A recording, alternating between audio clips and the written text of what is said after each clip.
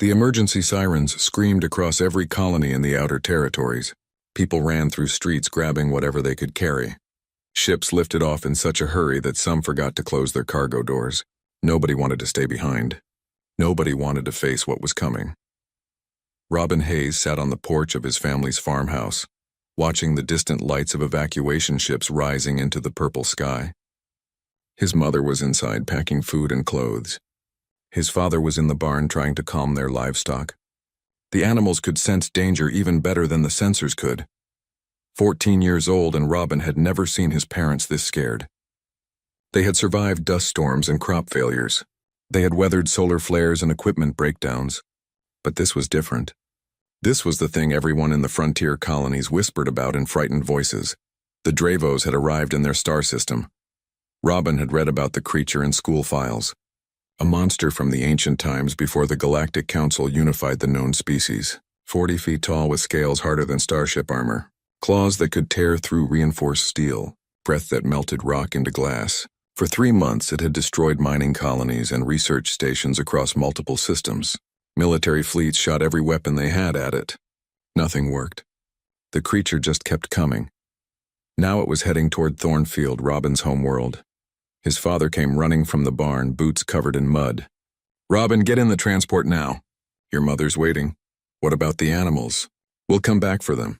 Robin knew that was a lie. If the Dravos came, there would be nothing to come back to. He climbed into their old transport vehicle anyway. His mother sat in the driver's seat, her hands shaking as she started the engine. They lived 20 miles from the nearest evacuation center. The dirt road was rough and full of holes. Halfway there, Robin's father got a message on his communicator. His face went pale. "The Dravos just landed," he said quietly. "Near our farm." Robin's mother made a choking sound. She stopped the transport in the middle of the road. "We have to go back," Robin said. "Are you insane?" His father snapped. "That thing will kill us all. We left the animals. We left everything. Things can be replaced, son." But Robin was already opening the door. He jumped out before his parents could stop him. His father shouted his name. His mother started crying. Robin just ran. He ran back down that dirt road as fast as his legs could move. Behind him, he heard the transport turning around, his parents coming after him. He reached the farm 15 minutes later. His lungs burned. Sweat poured down his face. What he saw made him stop breathing. The barn was smashed flat. Pieces of it lay scattered across the fields like broken toys. The northern fence had been ripped apart. Several of their largest trees were knocked over, roots pointing at the sky. And standing in the middle of all that destruction was the creature itself. The Dravos was even bigger than the pictures showed. Its scales caught the sunlight and glowed like blue and violet gems. Each scale was the size of Robin's chest. Its head alone was as large as their entire transport vehicle. 4 legs thick as tree trunks held up a body that seemed to stretch forever. Wings lay folded against its back, each wing big enough to cover their whole farmhouse. But what struck Robin most were its eyes. They glowed red like burning coals, and they were looking right at him. The creature's mouth opened. Rows of teeth longer than Robin's arm reflected the afternoon light. A sound came from deep in its throat, lower than thunder, felt more than heard. The ground vibrated under Robin's feet. He should have run. Every survival instinct screamed at him to turn around and sprint for his life. But something made him stay frozen in place. Those red eyes held intelligence, not the blank stare of a mindless beast. This thing was aware. It was thinking. Military ships appeared in the sky above, small attack craft that looked like insects compared to the Dravos. They circled but did not fire. Robin understood why. He was too close. Any weapon strong enough to hurt that creature would kill him too. His parents' transport skidded to a stop behind him. He heard his mother screaming his name. His father was talking rapidly into his communicator, probably begging the military to do something, anything. The Dravos took a step toward Robin, then another. Each footfall shook the earth. Robin's legs finally remembered how to move. But instead of running away, he took a step forward. Toward the monster. "Robin, no." His father's voice cracked with terror. The creature stopped. Its massive head tilted slightly to one side like a confused dog. That red gaze studied Robin with what almost seemed like curiosity. Then Robin saw it. A dark patch on the creature's left side just below where the wing met the body. Something was wrong there. The scales looked damaged. A thick glowing liquid dripped slowly onto the ground. The same color as the creature's eyes. The Dravos was bleeding. Robin took another step closer. The military ships above began shouting through loudspeakers, ordering him to move away. His parents were both screaming now, but Robin kept walking forward, hands raised and empty, moving toward the most dangerous creature in the known galaxy. Those burning red eyes watched his every move, waiting to see what this small human child would do next. Dust swirled around Robin's feet as he stood 10 yards from certain death. The Dravos towered above him like a living mountain. Its breath came out in hot waves that made the air shimmer. Every soldier in those circling ships probably thought he had lost his mind. Maybe he had, but Robin had grown up on a farm. He had spent his whole life working with animals. Scared animals were dangerous animals, and despite its size and power, this creature was definitely scared. "Easy," Robin said softly. "I'm not going to hurt you." The Dravos made that deep rumbling sound again. Closer now, Robin could feel it vibrate in his chest. The creature's red eyes narrowed. Its lips pulled back, showing more of those massive teeth. A warning. Robin's father was still yelling behind him. Military voices crackled from speakers overhead. Everyone wanted him to move away, to let them handle this with weapons and force. That was how the galaxy solved its problems. Shoot first and ask questions later. Robin ignored them all. He focused only on the creature in front of him. "You're hurt," he said, keeping his voice calm and low. "That's why you're so angry, isn't it? You're in pain." The Dravos shifted its weight. That wound on its side leaked more glowing blood. Up close, Robin could see something lodged in the damaged scales. Metal fragments. Sharp pieces of some weapon that had exploded against the creature's armor. Not enough to kill it, but enough to hurt. Badly. "Let me help you." Robin took another small step forward. A growl erupted from the creature's throat, louder this time. A clear message to stop. Robin froze but did not back away. He had seen this behavior before in injured animals. They lashed out because they were afraid. Because pain made them desperate. One of the military ships descended lower. A voice boomed through its speakers. "Civilian, you have 30 seconds to clear the area. We are authorized to use force." Robin looked up at the ship. "Don't shoot! It's injured." "That's why it's been attacking colonies. Move away now or we cannot guarantee your safety. If you shoot, you'll hit me too." A different voice came over the speakers. Calmer. Older. "Son, I'm Colonel Hayes with the Frontier Defense Force. I know you're trying to help, but that creature has killed thousands of people. We can't let it continue." Robin turned back to the Dravos. Those red eyes were watching the ships now. The creature's body tensed. It knew what was coming. More attacks, more pain, more reasons to destroy everything around it. "Please," Robin called up to the ships. "Just give me 5 minutes. Let me try."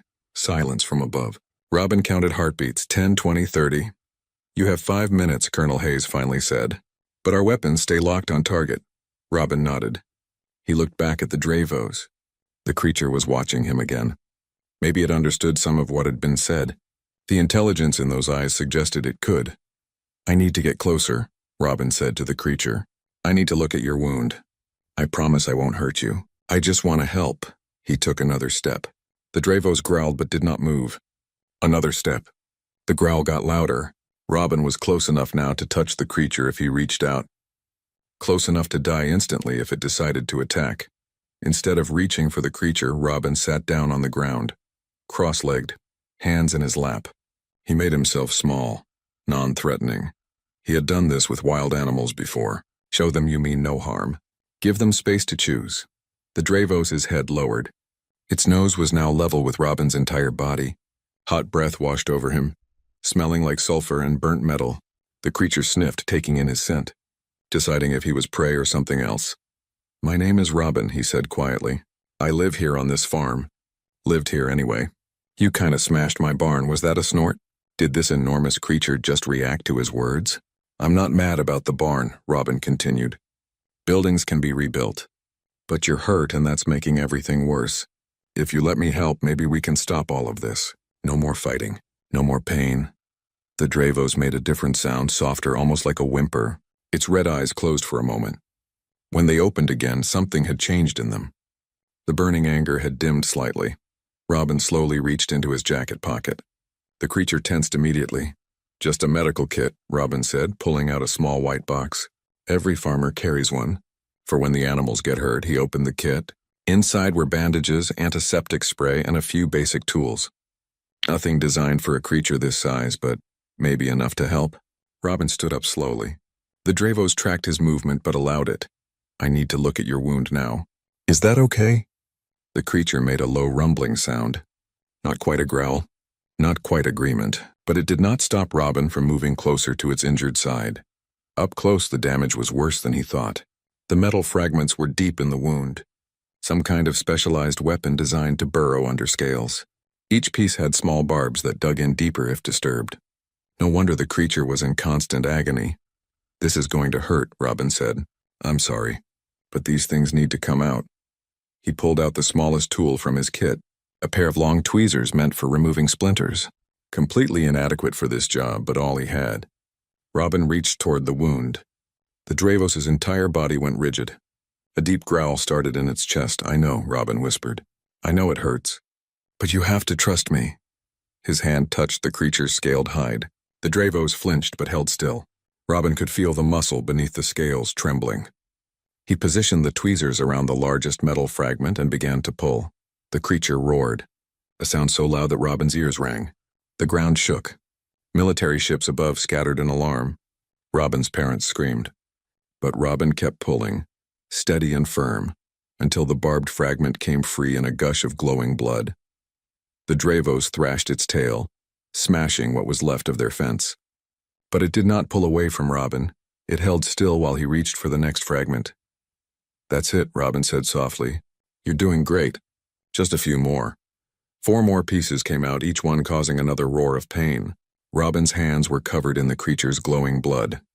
It felt warm and thick, nothing like any blood he had seen before. When the last piece came free, the Dravos' legs buckled. The enormous creature sank to the ground with a heavy thud. Robin stepped back, breathing hard. The wound still bled, but already looked better. The creature's red eyes found his. They were different now, clearer. The pain madness had faded. Thank you, Robin said. Thank you for trusting me. The Dravos opened its mouth. Sound came out. Not a roar or growl this time. Something that almost sounded like words. Deep and resonant and completely alien. Robin's pocket translator buzzed, trying to make sense of it. Only 2 words came through the translation. Sarathan and grateful. Robin smiled. Your name is Sarathan? The creature's eyes brightened slightly. Agreement. Then alarms started blaring from every military ship at once. Colonel Hayes's voice cut through the noise, urgent and sharp. All units, emergency retreat. Orbital strike authorized. Impact in 10 minutes. Civilian, you need to evacuate immediately. Robin looked up in shock. What? Why? High Command has ordered the creature's destruction. I'm sorry, son. You need to leave now. Sarathan's eyes met Robin's. The creature understood. Death was coming from above, and this time, there would be no surviving it. 10 minutes until weapons fell from the sky. 10 minutes to convince the entire Galactic Council that they were about to make a terrible mistake. Robin's mind raced while his parents ran toward him across the broken farmland. Robin, we have to go right now. His mother grabbed his arm, trying to pull him toward their transport. He yanked free. I can't leave her. Her? His father stared at the massive creature. That thing destroyed 12 colonies. Because she was hurt and scared. The pain made her crazy. That doesn't change what she did. His father's voice cracked. Thousands of people died, Robin, thousands. Robin looked at Sarathan. The creature had not moved from where she had collapsed after he removed the weapon fragments. Her red eyes watched the military ships above with something that looked like acceptance. She knew what was coming. She had probably known for a long time that her rampage would end this way. She didn't know what she was doing, Robin said. Those weapon pieces were poisoning her, making her sick, making her angry. His mother's communicator buzzed. A message flashed across the screen showing 8 minutes remaining. She showed it to Robin, tears streaming down her face. Please, baby. Please come with us. I can't lose you. Robin hugged his mother tight. Then he stepped back toward Sarathan. I have to try to save her. Go to the evacuation center. I'll be okay. You'll be dead. His father shouted. Maybe, but I have to try. His parents looked at each other. Some silent conversation passed between them. His father's shoulders slumped. You're just like your grandmother, too stubborn for your own good. We're staying with you, his mother said firmly. No, I need you to go to the evacuation center and tell them what happened here. Tell them everything. Make them understand. Before his parents could argue more, Robin activated his own communicator. He accessed the emergency broadcast channel that connected to Colonel Hayes. Colonel, I need you to delay the strike. I can't do that, son. Orders came from the top of the command structure. Then let me talk to whoever gave the order. Static silence. Then a new voice came through. Cold and sharp. This is Council Representative Aldrich. Who am I speaking to? My name is Robin Hayes. I'm the civilian down here with the Dravos. Then you're about to be a dead civilian if you don't evacuate. That creature is too dangerous to live. She's not dangerous anymore. I removed the weapon fragments that were hurting her. She's calm now. It destroyed 12 colonies, child. Killed over 8,000 people. It cannot be allowed to survive. Robin's hands shook with frustration. You're not listening. She was in pain. Someone shot her with a weapon designed to burrow under her scales. It was poisoning her, driving her mad. Now that it's out, she's different. She even told me her name. It spoke to you? Aldrich's voice held disbelief. Yes. Her name is Sarathan. She's intelligent. She understands what's happening. Impossible. The Dravo species went extinct centuries ago. That creature is the last confirmed survivor. We know nothing about their intelligence level or communication capabilities. Then don't you want to learn? Robin pressed. Don't you want to understand before you just kill her? Another pause. Robin checked the time. 6 minutes left. The damage has been done, Aldrich finally said. Even if the creature is intelligent, even if it was acting out of pain, it's still responsible for massive loss of life. Justice demands consequences. Justice? Or revenge? Watch your tone, child. Robin looked at Sarathan. The creature's eyes were closed now. She looked almost peaceful despite everything. An idea formed in Robin's mind. A crazy, desperate idea based on something he had read once in his xenobiology class. Representative Aldrich, do you know what a bonding ritual is? What does that have to do with anything? I read about it in school. Ancient Dravos culture had bonding rituals with other species. A way to create trust and connection. If I can perform that ritual with Sarathan, it would prove she's not just a mindless monster. Those are myths, Aldrich said dismissively. Old stories with no scientific basis. Then what do you have to lose by letting me try? If it doesn't work, your weapons are still coming. But if it does work, you'll have proof that Sarathan can be trusted.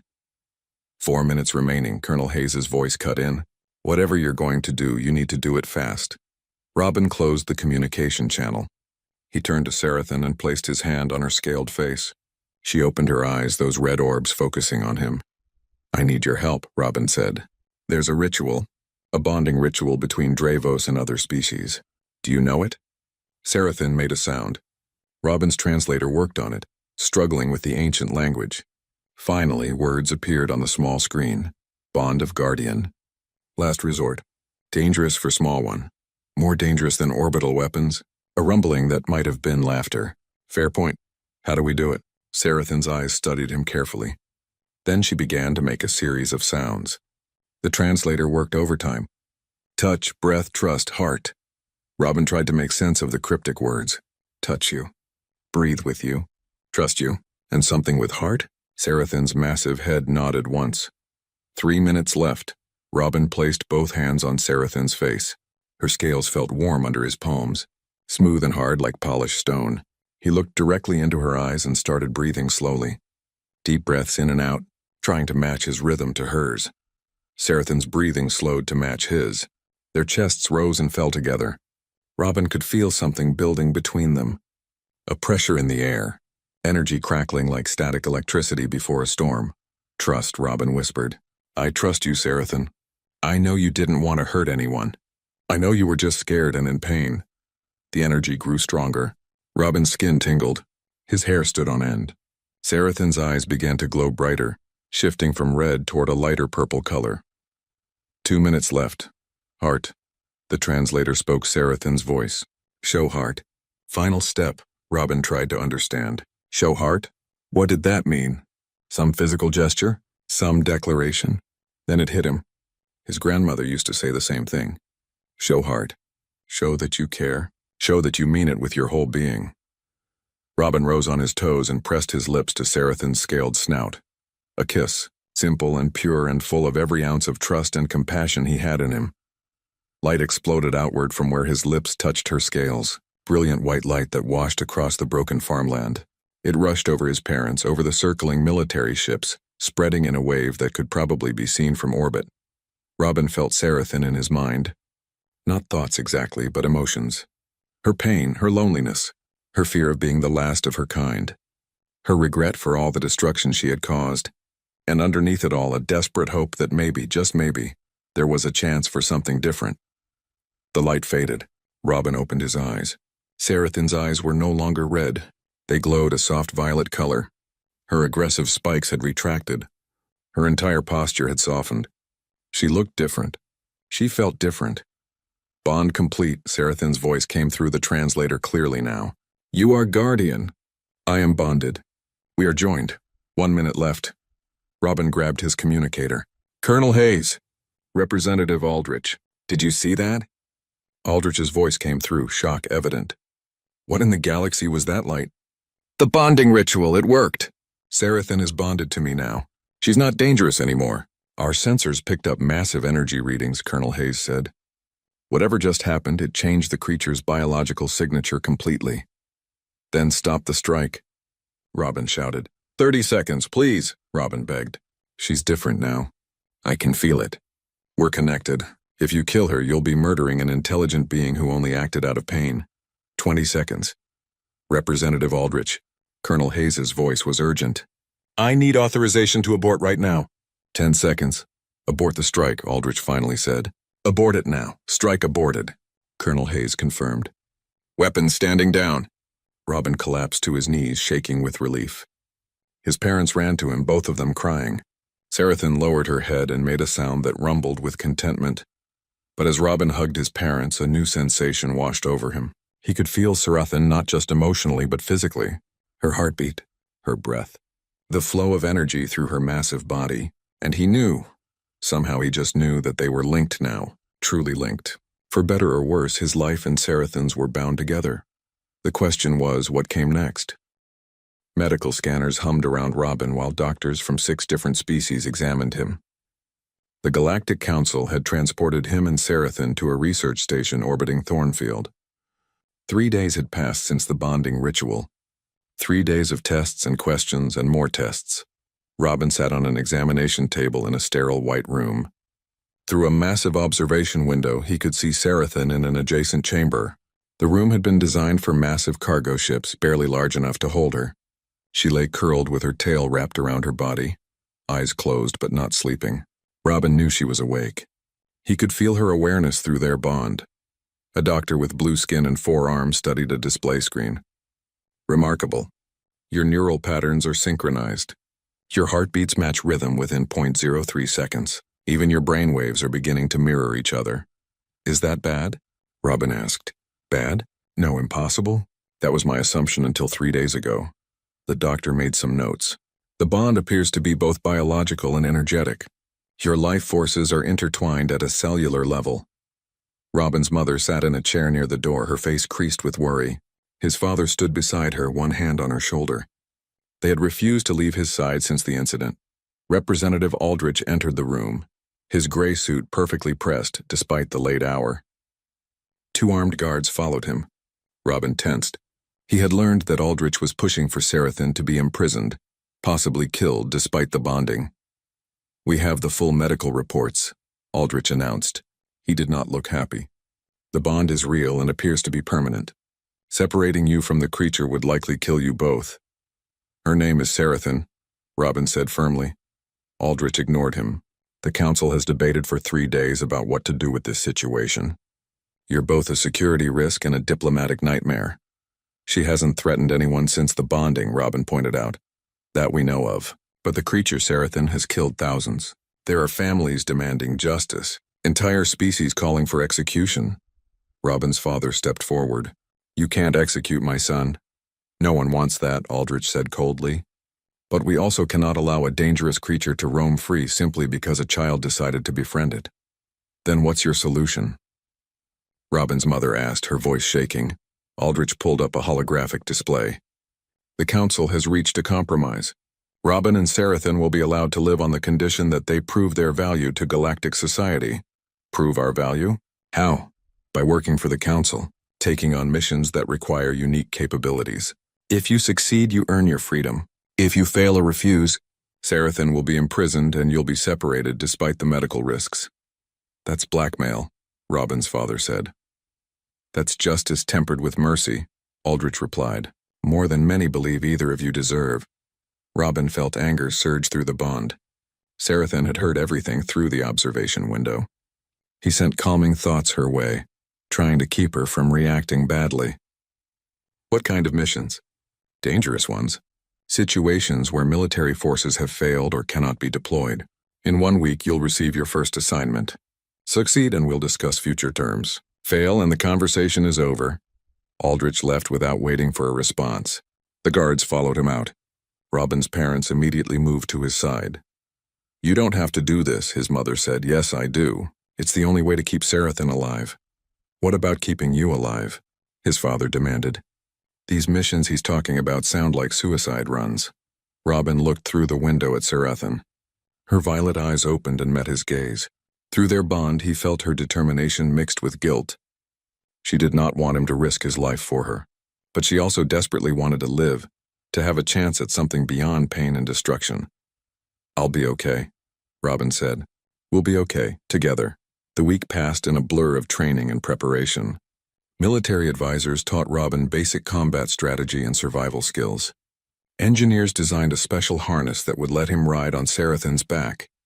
Scientists studied their bond, trying to understand its limits and possibilities.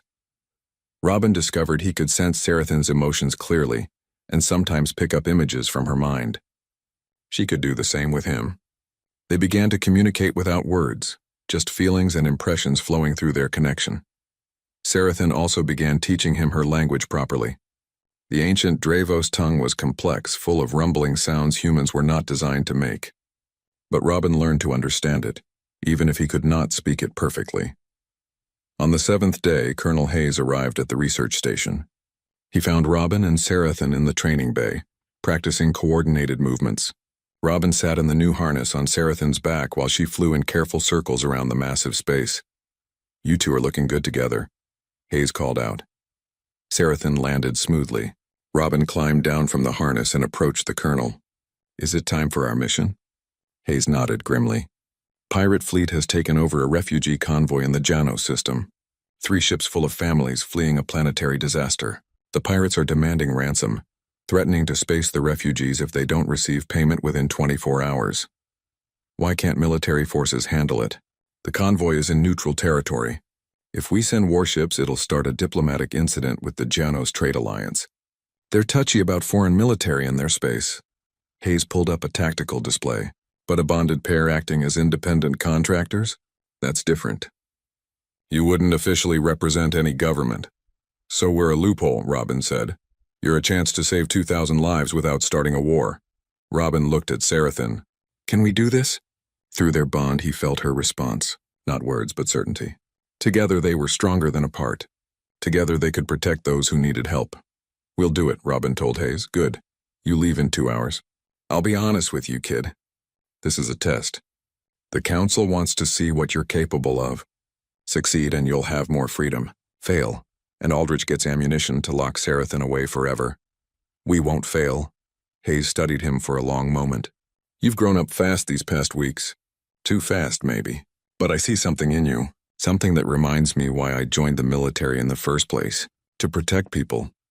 2 hours later, Robin and Sarathan were in space. Sarathan's species could survive in vacuum. Something Robin still found amazing. She had wrapped him in a protective energy field that let him breathe and stay warm while they flew between stars. Moving through space on Sarathan's back was nothing like traveling in a ship. No walls or engines, just the vast emptiness and distant lights of stars. Robin could feel the solar wind on his face, the cold that tried to seep through Sarathan's protective field. I can see why your people love to fly, Robin said. Sarathan's rumbling response came through their bond. Memories flooded into Robin's mind. Images of other Dravos soaring through space in huge migrations. Entire families traveling together, their scales catching starlight like jewels. beauty and freedom that had been lost when her species was hunted to extinction. "I'm sorry," Robin whispered. Sarathan sent back warmth and gratitude. The past was gone, but maybe the future could be different. They reached the Janos system after 8 hours of flight. Long-range sensors picked up the refugee convoy surrounded by 4 pirate vessels. The pirates had positioned themselves in a debris field, using broken asteroids as cover. Robin studied the tactical situation through a display screen built into his harness. They're expecting military ships, big, slow targets they can see coming from far away. "We are not big or slow," Sarathan's words came through clearly now in his mind. "No, we're not. Can you get us into that debris field without them detecting us?" Sarathan's amusement rippled through their bond. She had spent months evading entire fleets. 4 pirate ships would not see her coming until it was too late. They approached from beneath the plane of the solar system, using the debris field's own mass to block scanner readings. Robin's heart pounded as they got closer. This was real combat, real danger. People would die if they failed. "Remember," Robin said quietly, "we disable their ships, but we don't kill anyone unless we have to. These are pirates, but they're still people." Sarathan's agreement came with a touch of doubt. She had been a weapon of destruction for so long. Being a protector was new and strange. But she would try. For Robin, for herself, for the chance to be something more than a monster. They entered the debris field undetected. The pirate ships floated ahead, weapons aimed at the refugee convoy. Through an open communication channel, Robin could hear the pirates making their demands, threatening to execute refugees one by one until they received payment. Robin felt Sarathan tense beneath him. He felt her desire to strike, to protect the innocent people trapped in those refugee ships. He sent calming thoughts through their bond. "Wait for my signal," he said. "We do this smart." They circled through the debris, getting into position. Robin analyzed the pirate ships, looking for weaknesses. There. All 4 ships had their main engines exposed, positioned away from the refugee convoy. "Can you hit their engines without destroying the ships completely?" Sarathan's confidence flowed through their bond. She could hit targets much smaller than ship engines. "Then let's go." Sarathan burst from the debris field at incredible speed. The pirates had no time to react. She released a concentrated blast of energy that struck the first ship's engine, disabling it without causing an explosion. The second ship tried to turn its weapons toward them, but Sarathan was already past, her tail whipping around to smash their engine housing. The third and fourth ships opened fire, but their weapons moved too slowly. Sarathan danced between the blasts like she was playing. Within 90 seconds, all 4 pirate ships were crippled, their engines dead, their weapons offline. Robin opened a communication channel to the refugee convoy. "This is Robin Hayes and Sarathan. The pirates are disabled. You're safe now." Cheers erupted over the channel, people crying with relief, families hugging each other. 2,000 lives saved. But as Sarathan circled back to ensure the pirates stayed disabled, Robin felt something unexpected through their bond. Not triumph or satisfaction, but a sense of purpose, of rightness. They had protected people. They had made a difference. Maybe Representative Aldrich had intended this as a test or a punishment, but instead he had given them something precious. A mission, a reason to exist beyond just survival. Robin smiled and patted Sarathan's scaled neck. "I think we just found our calling." Success brought unexpected consequences. News of the refugee rescue spread across the galaxy faster than light-speed communication. Within days, Robin and Sarathan became symbols. Some called them heroes.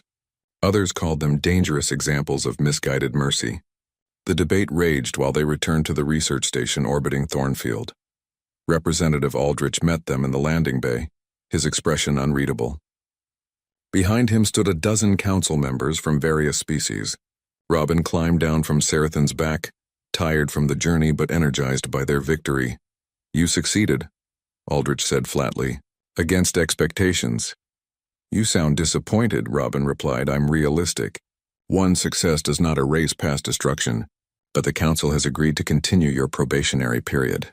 There will be more missions." "Good, we're ready." Aldrich pulled up a holographic star map.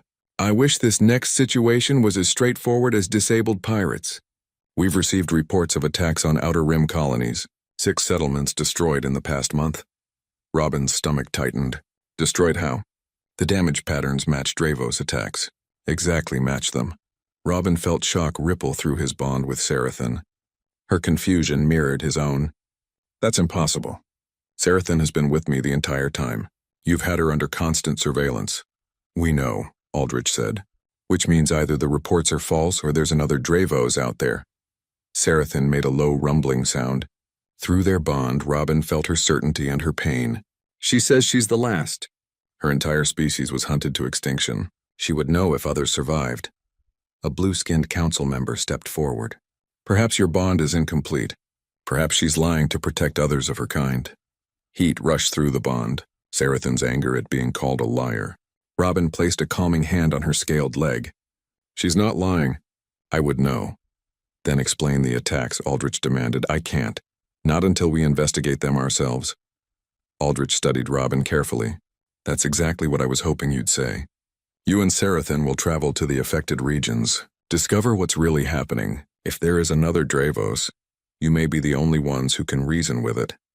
And if it's not a Dravos, then find out what it is and stop it. Robin nodded slowly. Where do we start? The most recent attack was on a mining colony in the Perseus Arm, a world called Halden 7. We have a military team already on site investigating. They're expecting you. Robin and Sarathan departed that same day. The flight to Halden 7 took 3 days of constant travel through deep space. During that time, Robin studied everything available about the attacks. Witness reports, sensor readings, damage assessments. Everything pointed to Dravos involvement. The claw marks matched Sarathan's exactly. The burn patterns from energy breath were identical. Even the scale fragments found at attack sites had the right composition. But through their bond, Robin felt Sarathan's absolute certainty. She was alone, the last of her kind. These attacks were not made by another Dravos. Halden 7 appeared as a brown and red planet heavy with iron deposits. The mining colony had been built into a canyon system, protected from the harsh surface winds. Or it had been protected. Now the canyon was a scar of destruction. They landed near what remained of the main settlement. Military investigators picked through rubble, scanning for clues. Colonel Hayes was there overseeing the investigation. He waved when he saw them approaching. Glad you're here, Hayes said. This situation is bizarre. Robin looked at the destruction around them. Buildings had been torn apart. Equipment melted. The attack pattern matched everything he had seen in reports of Sarathan's rampage months ago. What's bizarre about it? Hayes led them to a section of collapsed wall. See these claw marks? They're perfect. Too perfect. Robin knelt to examine them closer. What do you mean? Every mark is identical. Same depth, same angle, same spacing. Real combat damage has variation. Animals don't strike with machine precision. Sarathan moved closer, studying the marks. Through their bond, Robin felt her recognition and her confusion. These were definitely Dravos claw marks, but Hayes was right. They were too uniform. Show me the burn patterns, Robin said. Hayes took them to another site where energy breath had melted stone. Again, the damage was too consistent. Too perfect. Like someone had used a template. This isn't real, Robin said slowly. Someone is faking Dravos attacks. That's our theory, Hayes confirmed. But why and how? We found actual scale fragments. DNA analysis confirms they're Dravos genetic material. Robin looked at Sarathan. Could someone have collected your scales? Maybe during your rampage? Sarathan's rumbling response came through clearly. She molted scales occasionally. Someone could have gathered them and planted them to create false evidence. But the damage itself, Robin said. How would they fake that? Hayes pulled up sensor readings. That's what we're trying to figure out. The burn marks test positive for energy signatures matching Dravos breath. The claw marks have the right metallurgical stress patterns. Whatever is making this damage, it's very sophisticated. Robin walked through the destroyed settlement, Sarathan following close behind. Something felt wrong beyond just the fake attack. He stopped at the central plaza, or what was left of it. Were there casualties? He asked Hayes. That's the strangest part. None. The colony received evacuation orders 3 hours before the attack. Everyone got out safely. Evacuation orders from who? Anonymous tip through the emergency communication network. Claimed to be from a concerned citizen. Robin's mind raced. Fake attack. Perfect evidence. No casualties. Someone wanted these colonies destroyed but did not want to actually kill anyone. What did this colony mine? Rare earth metals. Titanium derivatives used in advanced ship construction. Valuable? Extremely. This colony supplied materials to half the shipyards in the sector. Robin felt pieces clicking together. Show me the other attack sites. What did they all have in common? Hayes pulled up a map. 6 colonies marked in red. Robin studied their locations and profiles. Mining operations, research stations, manufacturing facilities, all producing valuable resources or technology. They're all economically important, Robin said, and they're all in disputed territories. Disputed how? Border regions where multiple species have competing claims. If these colonies are destroyed, the territorial disputes are reopened. Hayes's eyes widened. Someone is using fake Dravos attacks to clear valuable territories, and framing Sarathan in the process, Robin added. If everyone believes there's another rampaging Dravos, they'll demand her execution. She's the only reference point for what a Dravos does. Through their bond, Robin felt Sarathan's anger building. Someone was using her species' reputation as a weapon, tarnishing what little remained of Dravos' legacy. We need to find out who's behind this, Robin said, and we need to catch them in the act. Hayes nodded. I'll check settlement schedules. If the pattern holds, there should be another attack soon. We can stake it out, wait for them to appear. How soon? Hayes checked his datapad. There's a research station 3 systems away. It's been receiving threats about territorial disputes. If I was targeting colonies strategically, that would be next. Then that's where we go. They arrived at Research Station Gamma 9 2 days later. The station orbited a gas giant, conducting atmospheric studies. 50 scientists lived and worked there, completely unaware they might be the next target. Robin and Sarathan did not announce their presence. They positioned themselves in the shadow of one of the gas giant's moons, watching and waiting. Military ships stayed far back, ready to respond but hidden from sensors. 3 days passed. Nothing happened. Robin started to doubt his theory. Then on the 4th day, sensors picked up an approaching vessel. It was large, heavily modified, and definitely not civilian. As it got closer, Robin could make out strange equipment mounted on its hull. What is that thing?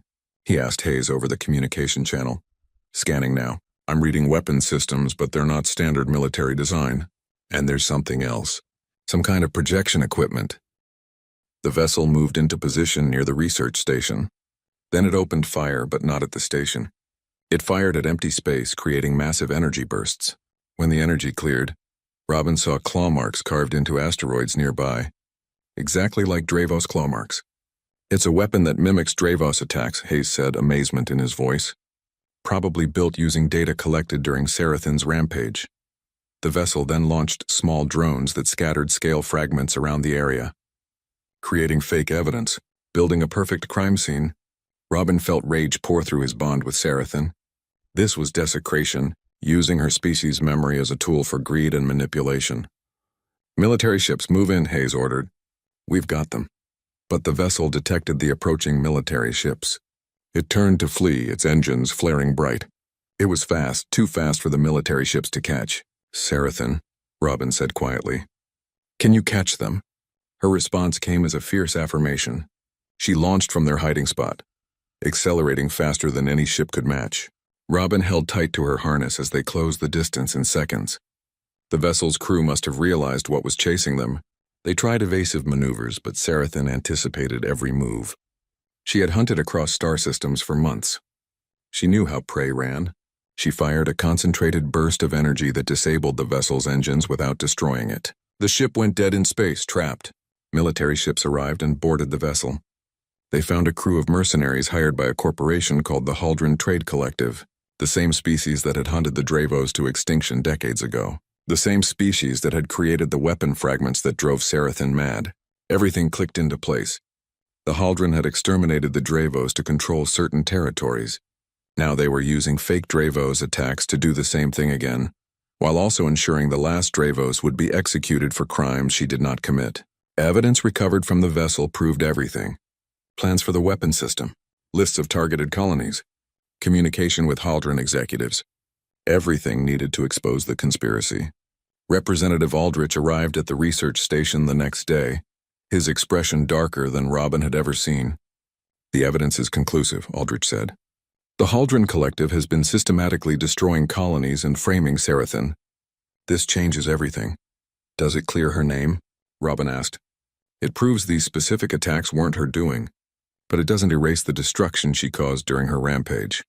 Which was caused by Haldren weapons, Robin pointed out. They created the situation that drove her mad. They're responsible for everything. Aldrich nodded slowly. The council is already discussing sanctions against the Haldren collective. But there's another issue. During the investigation of the mercenary vessel, we found something unexpected. He pulled up an image, coordinates to a remote system beyond mapped space. What is this? Robin asked. According to the mercenaries' logs, it's where the Haldren have been hiding something. Something they didn't want anyone to find. Through his bond, Robin felt Sarathin's sudden intense focus. She recognized those coordinates. They were near where her homeworld used to be before its destruction. We need to go there, Robin said. The council agrees. Whatever the Haldren are hiding, it's connected to all of this. You and Sarathin are authorized to investigate. Robin looked at Sarathin. Her violet eyes met his, full of hope and fear. Maybe, just maybe, she was not as alone as she thought. The coordinates led them to a dead system. 5 frozen planets circled a dying red star that barely gave off heat. Sensors showed no life signs, no energy readings, nothing that suggested anyone had been here for centuries. But Sarathin knew this place. Through their bond, Robin felt memories flooding from her mind. This had been home. The 3rd planet had once been beautiful, covered in crystalline forests and vast oceans. The Dravos had built cities that caught starlight and made it sing. Hundreds of thousands of her people had lived here in peace. Then the Haldren came with their weapons and their greed.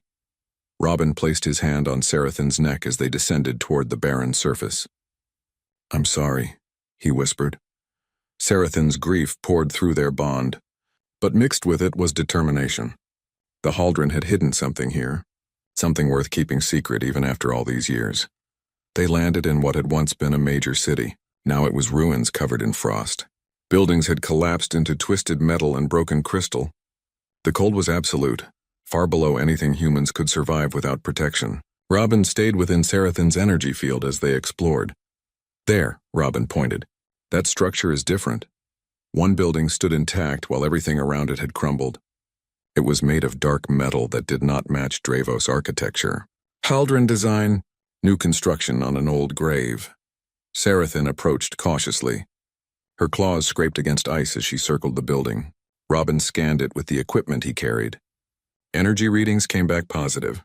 Something inside was still active. Can you open it? Robin asked. Sarathin studied the entrance. It had a security system designed to recognize Haldren biological signatures. She could tear through the door, but that might destroy whatever was inside. Robin climbed down from her back and approached the security panel. Let me try something. He pulled out a small device, one of the pieces of tech military engineers had given him. It could sometimes bypass alien security systems. 10 minutes of careful work and the door clicked open. Cold air rushed out, even colder than the outside temperature. Emergency lights flickered on inside, revealing a long corridor leading down into the planet's crust. Robin and Sarathin entered together. The corridor was large enough for her to walk comfortably, which seemed strange for a Haldren facility. They descended for what felt like miles, going deeper into the frozen planet. The corridor opened into a massive chamber. Robin's breath caught in his throat. Preservation pods, hundreds of them, maybe thousands, each one containing a Dravos in suspended animation. Eggs lined another wall, protected in special incubators. The entire chamber was a genetic bank, a hidden population frozen in time. Sarathin made a sound that was half roar, half sob. Her entire body shook. Through their bond, Robin felt emotion so intense he could barely stand. Joy, rage, disbelief, hope. They didn't kill everyone, Robin said quietly. They captured survivors and kept them here. But why? Robin moved to a central control station and activated it. Files opened on the display screen. Research notes. Experimental data. Plans for weaponizing Dravos biology. The truth was worse than genocide.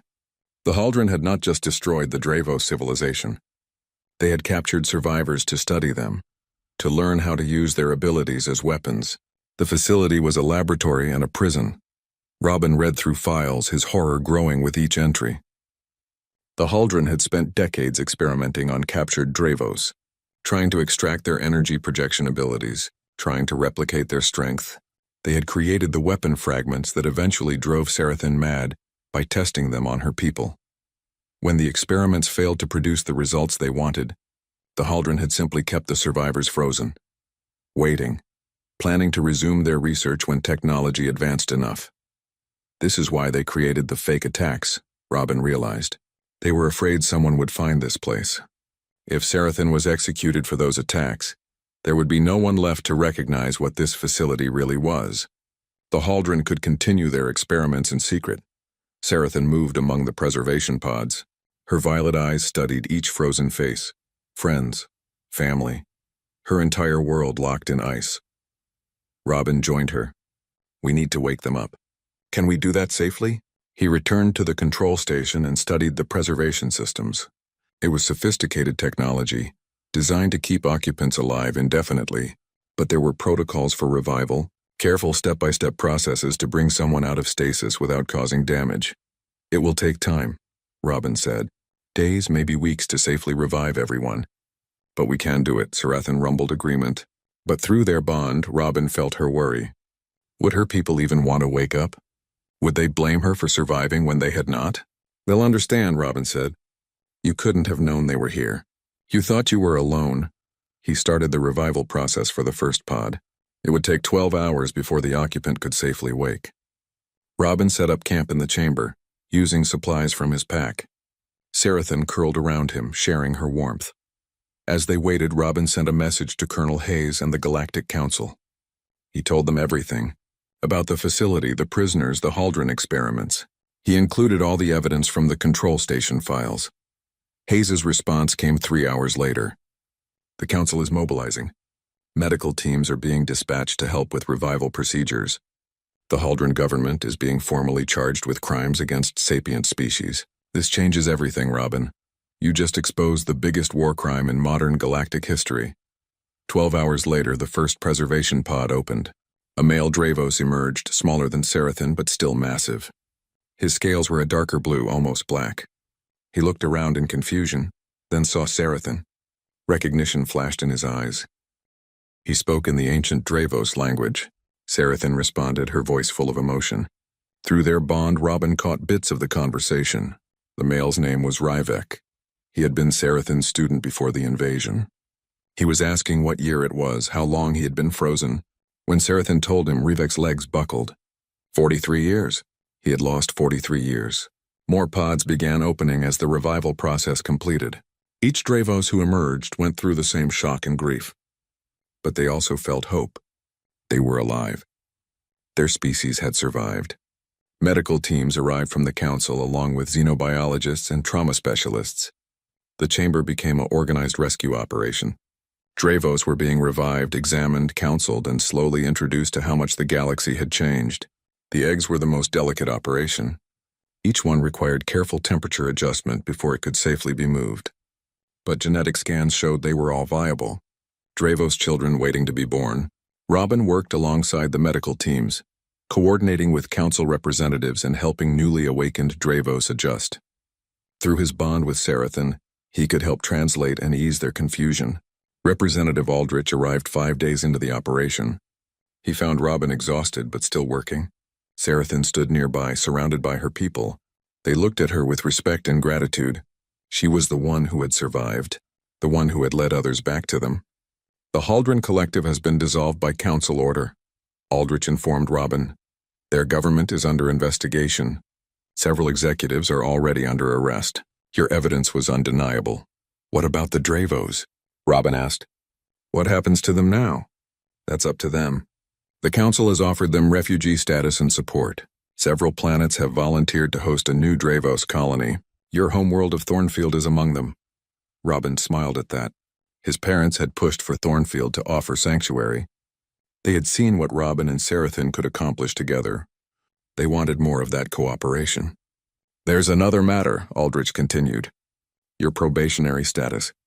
Given everything you've discovered and accomplished, the council has voted to grant full pardons to both you and Sarathan.